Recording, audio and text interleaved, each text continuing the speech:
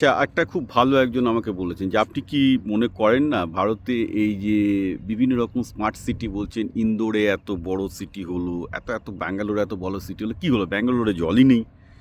ইন্দোরে তো জল polluted.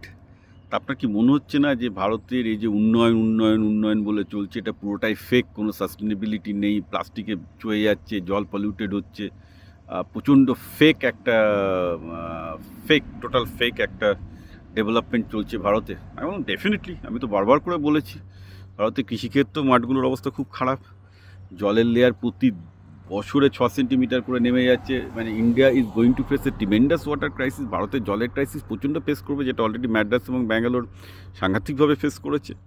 And we are seeing that, right? তো তো অস্বীকার করার তো কোনো জায়গা নেই। দিল্লিতে এত ডেভেলপমেন্ট, এত কিছু, এত বড় মেট্রো, এত কিছু হওয়ার পর কি দিল্লিতে লোকে নাকে নিঃশ্বাস নিতে পারছে না? দিল্লিতে নাকে নিঃশ্বাস নিতে, এত ডেভেলপমেন্ট করে যদি এই অবস্থা হয় যে সেখানে লোকে থাকতে পারছে না, নিঃশ্বাস নিতে পারছে না, দেন হোয়াট দ্য হেক?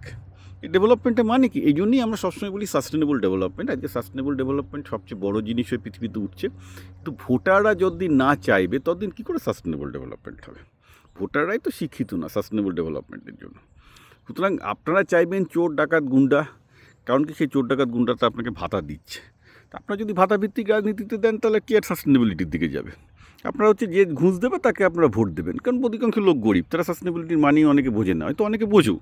কিন্তু আলটিমেটলি কেউ যদি লং টার্ম চিন্তা না করে, তাদের ছেলেমেয়ের কথা চিন্তা না করে যদি কে কত ভাতা দিচ্ছে তারপর করে ভোট দেয়, তাহলে আর কী করে হবে? ভাতা বাই দ্য ওয়ে বিজেপিও দেয়, তৃণমূলও দেয়, সবারই একই অবস্থা। আমি কাউকে ছেড়ে কথা বলছি না। মেন ব্যাপার হচ্ছে সেই রাজনৈতিক চেতনাটাই তো নেই।